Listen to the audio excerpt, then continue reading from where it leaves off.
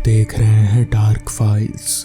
तो चलिए बढ़ते हैं आज की इस कहानी की ओर। कब्रिस्तान नाम ही लोगों को डराने के लिए काफ़ी होता है, और अगर किसी व्यक्ति से रात में कब्रिस्तान जाने को बोल दिया जाए तो वो व्यक्ति अपनी प्रतिष्ठा बचाने से ज़्यादा जान बचाने की सोचेगा। अजीबगंज गांव में एक काफ़ी बड़ा कब्रिस्तान था। दिन में तो ये एक आम कब्रिस्तान की तरह शांत रहता था, पर रात होते ही कई तरह के संगीत और फिर चीख पुकार, ये उन सब चीज़ों से गूंज उठता था। गांव वाले भी शाम होते ही अपने घरों में कैद हो जाते हैं। अगर कोई व्यक्ति किसी काम से रात के समय कब्रिस्तान के पास से गुजरता तो फिर किसी को दिखता नहीं था, पर कई रातों तक लोगों को उसकी चीख पुकार जरूर सुनाई देती थी।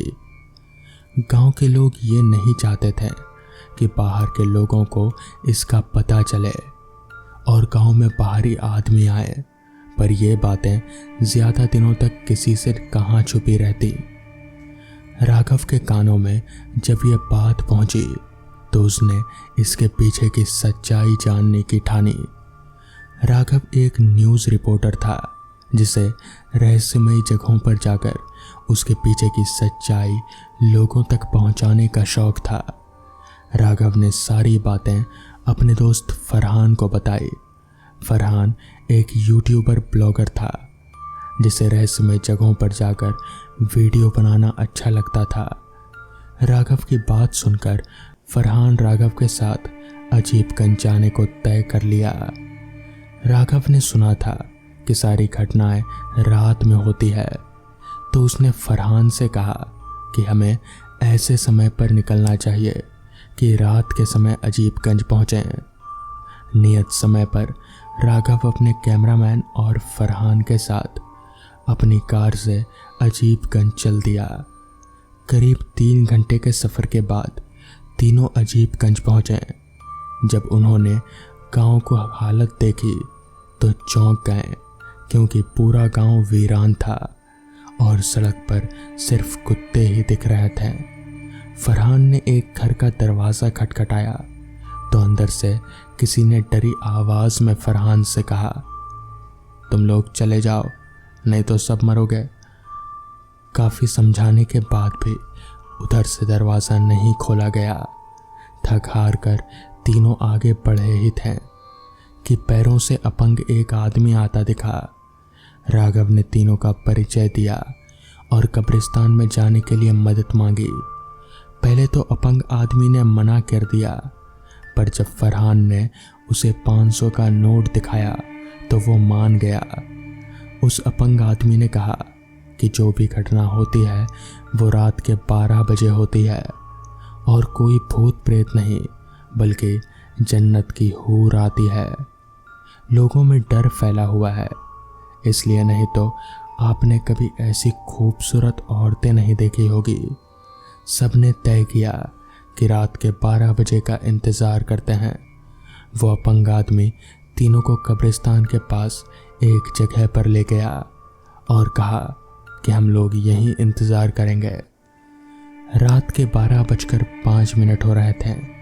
राघव और फरहान हल्की नींद में थे कि तभी संगीत की आवाज़ आनी शुरू हो गई। सबने जब कब्रिस्तान की ओर देखा तो कब्रिस्तान रोशनी से नहाया हुआ था। चारों कब्रिस्तान की ओर बढ़ने लगे।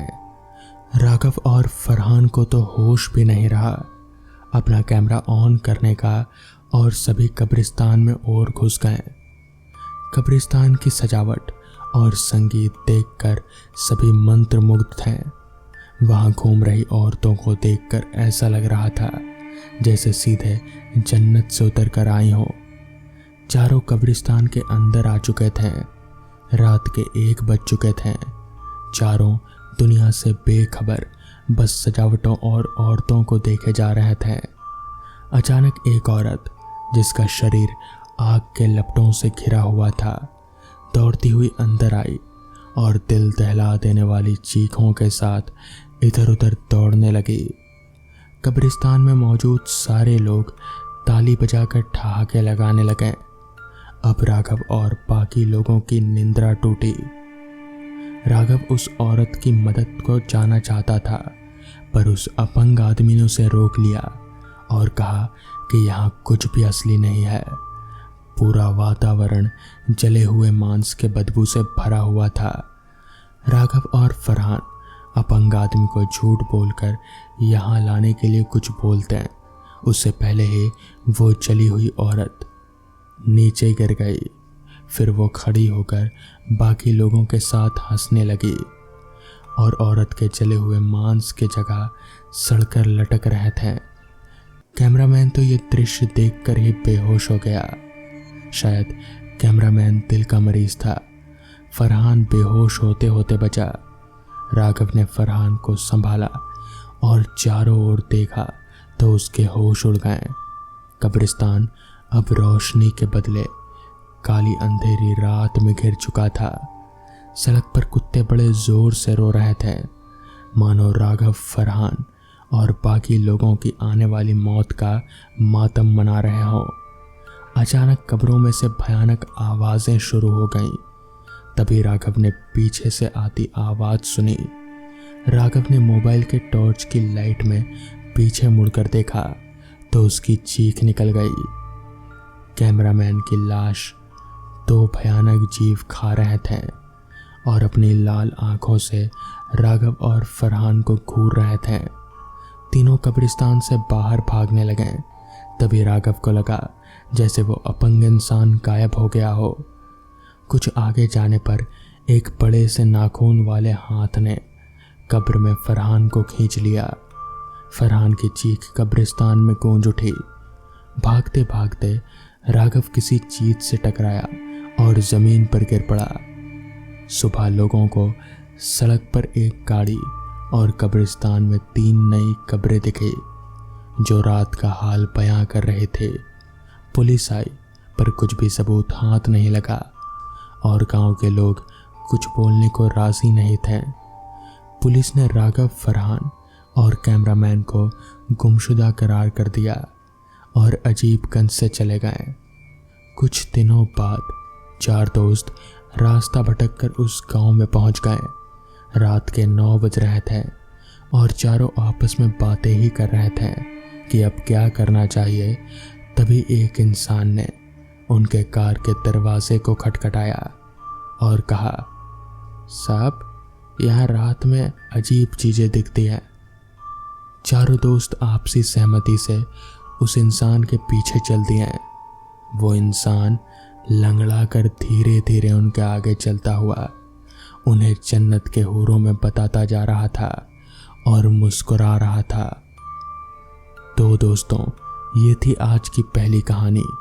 तो चलिए बढ़ते हैं आज की दूसरी कहानी की ओर। मेरा नाम जगदीश है और पिछले 10 सालों से मैं ट्रक चलाने का काम कर रहा हूं। मगर उस रात मैंने जो देखा, जो महसूस किया, वो पिछले 10 सालों में मैंने कभी भी नहीं किया था।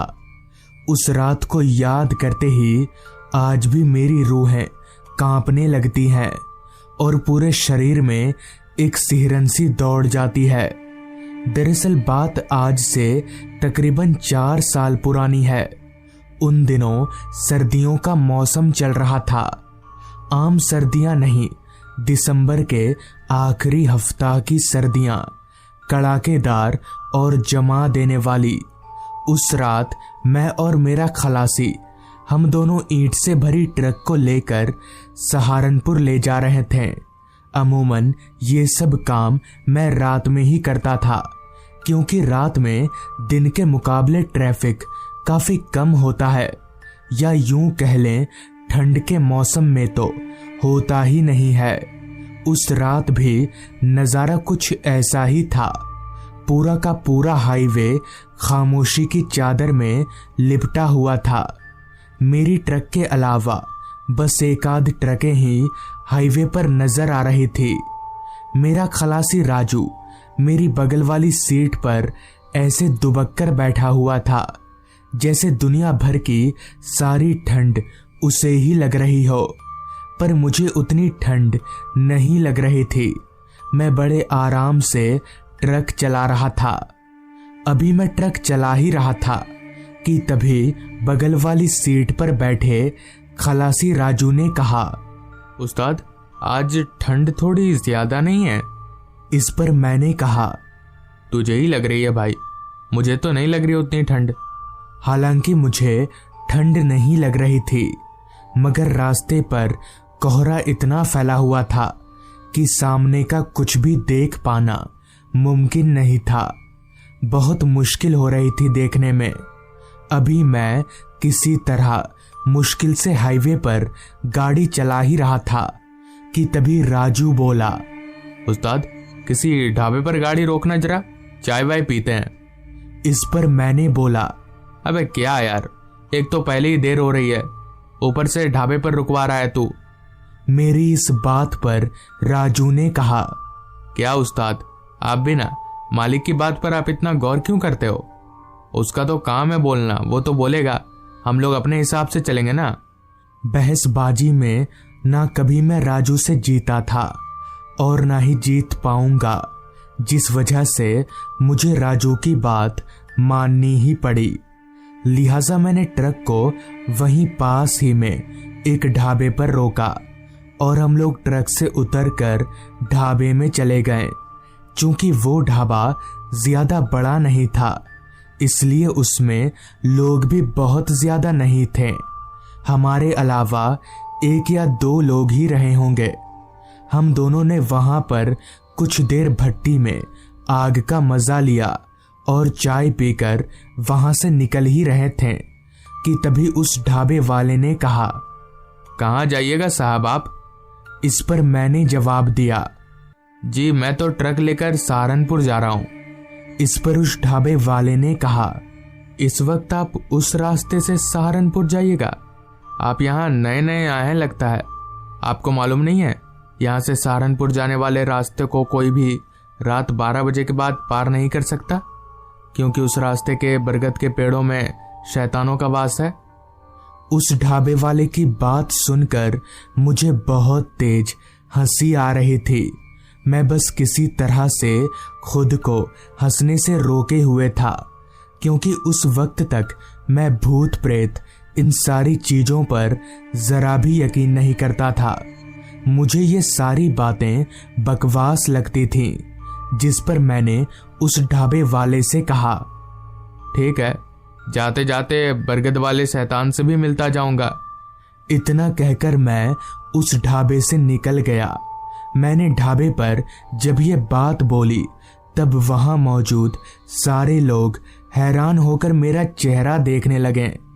उस वक्त मैं सबके सामने हिम्मत वाला साबित तो हो गया था, लेकिन मुझे ये पता नहीं था कि अभी आगे मेरे साथ क्या होने वाला है। मैं और राजू हम दोनों चलते हुए ट्रक में आए। मैंने ट्रक को चालू किया और हम लोग सहारनपुर की तरफ आगे बढ़ने लगे। वो रास्ता जिसके बारे में वो ढाबे वाला बता रहा था, वो अभी थोड़ी दूर था। इतने में ही मेरी नजर राजू की तरफ उसके चेहरे पर गई, तो मैंने देखा कि राजू का चेहरा अब काफी परेशान सा दिखने लगा है। अंदर ही अंदर वो किसी सोच में गुम था, जिस पर मैंने राजू से कहा, राजू क्या सोच रहा है तू? इस पर राजू ने कहा, उस्ताद मालिक को फोन करके बोल दें, कल सुबह डिलीवरी कर देंगे। इस पर मैंने राजू से कहा, पागल वागल तो नहीं हो गया तू? मालिक खा जाएगा हमें, ऐसा नहीं कर सकते हम। इस पर राजू ने कहा, पर उस्ताद वो लोग बोल रहे थे कि वहां जाना ठीक नहीं है उस रास्ते पर। इस पर मैंने कहा, उनकी बात क्यों सुन रहा है तू? वो तो कुछ भी बोलेंगे। इतना कहकर मैंने ट्रक की रफ्तार को गुस्से से और भी ज्यादा बढ़ा दिया। कुछ ही देर में हमारी ट्रक उस रास्ते पर पहुंच गई जिसके बारे में सब लोग बता रहे थे। वो रास्ता हाईवे नहीं था। उस रास्ते के अगल बगल इतना घना जंगल था कि रास्ता बहुत ही छोटा नजर आ रहा था। हमारी ट्रक के आगे पीछे उस रास्ते पर दूसरी कोई गाड़ी नहीं थी। हालांकि मैं काफी सालों से ट्रक चला रहा था, मगर इतना सुनसान रास्ता मैंने उस रात अपनी जिंदगी में पहली बार देखा था। रास्ते पर स्ट्रीट लाइट का भी कोई नामो निशान नहीं था। कहीं ना कहीं मेरे मन के एक कोने में एक अजीब सा डर पनपने लगा था, मगर मैं उस डर को बयां नहीं करना चाहता था। मैं राजू को नहीं बताना चाहता था कि मैं डर रहा हूं। अभी मैं तेजी से उस ट्रक को उस रास्ते पर भगा ही रहा था कि तभी अचानक से हमारी ट्रक का बैलेंस बिगड़ने लगा और ट्रक एक तरफ झुकने लगी। मैंने किसी तरह बड़ी मुश्किल से ट्रक को रोका, वरना ट्रक को पलटने में ज्यादा समय नहीं लगता। हमें समझ आ गया था कि क्या हुआ है, लिहाजा मैं और राजू हम दोनों टूल बॉक्स और पाना लेकर ट्रक से नीचे उतरे तो सच में हमारी ट्रक का पिछला टायर पंचर हो चुका था। खैर हमारे पास एक्स्ट्रा टायर भी था और सारा सामान भी, तो हमारे लिए ये कोई बड़ी बात नहीं थी। मैं नीचे झुककर उस पंचर टायर के नट बोल्ट ढीले करने लगा। अभी मैं नट बोल्ट ढीले कर ही रहा था कि तभी मेरे पास खड़े राजू ने कपकपाती आवाज में मुझसे कहा, उस्ताद वो देखो बरगद का पेड़, हमारी ट्रक इस पेड़ के पास क्यों खराब हुई? मैंने राजू के इशारे की तरफ देखा तो सच में हमारी ट्रक एक बरगद के पेड़ के पास खराब हुई थी, जो कि काफी हैरानी वाली बात थी। मगर मैंने राजू को ये कहकर टाल दिया कि ये सिर्फ एक इत्तेफाक है जो कि हर किसी इंसान के साथ हो सकता है। जिसके बाद हम दोनों ने मिलकर फटाफट टायर चेंज कर दिया और ट्रक लेकर आगे बढ़ने लगे। हम लोग ट्रक लेकर जैसे ही वहां से थोड़ा आगे गए कि तभी अचानक रास्ते के अगल बगल मुझे सिर्फ बरगद के पेड़ ही पेड़ नजर आने लगे। जहां तक मेरी नजर जा रही थी सिर्फ और सिर्फ बरगद के पेड़ दिख रहे थे। मुझे कुछ सूझ नहीं रहा था कि ये क्या हो रहा है। तभी मैंने राजू से पूछा, राजू तुझे रास्ते के किनारे बरगद के पेड़ नजर आ रहे हैं क्या? इस पर राजू बोला, हाँ उस्ताद, आपको भी दिख रहे हैं क्या? अभी राजू ने इतना कहा ही था कि तभी अचानक से मुझे सब कुछ उल्टा नजर आने लगा और ट्रक एकदम से रुक गई। हम दोनों अपने शरीर का भार पीछे की तरफ महसूस कर पा रहे थे, लिहाजा हम दोनों फटाफट जैसे तैसे ट्रक से बाहर निकले तो हमने जो देखा वो देखकर हमारा पूरा बदन कांपने लगा। हमारे रगों में खून की जगह डर दौड़ने लगा क्योंकि हमारा ट्रक रास्ते पर पलटा हुआ था। मगर ये कैसे हो सकता है? बिना किसी एक्सीडेंट के हमारी ट्रक कैसे पलट सकती है? ऐसा लगा जैसे किसी ने अपनी हाथ से ट्रक को पलट दिया हो, पर ऐसा कैसे हो सकता है? ट्रक कोई खेलने की चीज नहीं है जो कोई हाथ से पलट देगा। तभी फिर से राजू ने अपनी कपकपाती आवाज में कहा, उस्ताद वो देखो बरगद का पेड़। मैंने जब उसके इशारे की तरफ देखा तो पाया कि इस बार भी जहां हमारी ट्रक पलटी है वहां पास ही में एक बरगद का पेड़ है।